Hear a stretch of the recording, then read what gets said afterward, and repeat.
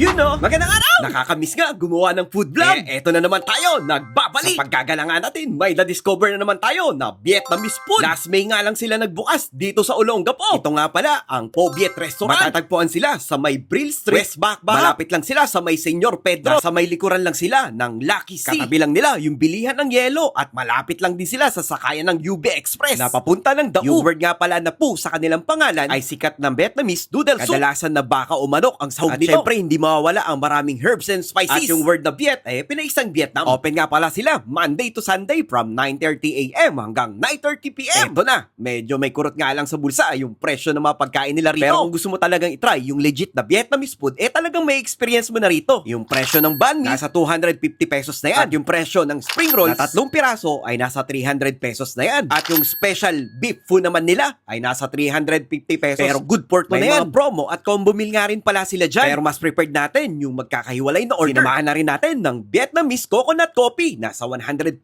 pesos yung presyo. Ang nakakatuwa dito, marami silang sinasama na herbs. Depende sa'yo kung ilalagay mo sa noodles, kakainin mo ng separate. Pero mas masarap, ihalo mo na rin. Medyo mamentol ang mga herbs nila dyan. Nasa 1,050 pesos nga pala yung nagastos ko dyan sa pagkain dyan. Medyo may kurot sa bulsa, pero panalo naman yung panlasa. Nga pala, yung mga nagsiserve dyan, mukha lang silang Pinoy, pero nakakaintindi sila ng Tagalog. Pero puro silang Vietnamese. Pagdating naman sa lasa ng Vietnamese food, medyo naiiba siya sa lasa na nakasanayan natin ng mami at pares. Kaya kada higop mo ng sabaw, bahagyang mapapaisip ka. Pagdating naman dun sa spring roll, mas masarap siya pag sinawsaw mo sa peanut sauce. Yung banh mi naman, yung lasa neto, napaka-neutral. Kaya ang perfect dito, pagkakagat mo ng banh mi, sabay higop ng sabaw. Kaya kung gusto mong itry ang mga ganitong pagkain na Vietnamese food, pwede mo nang bisitahin ang Po Viet Restaurant. Kaya kung nagustuhan mo na naman ang video na to, please like, follow, and share mo na rin. Bye-bye!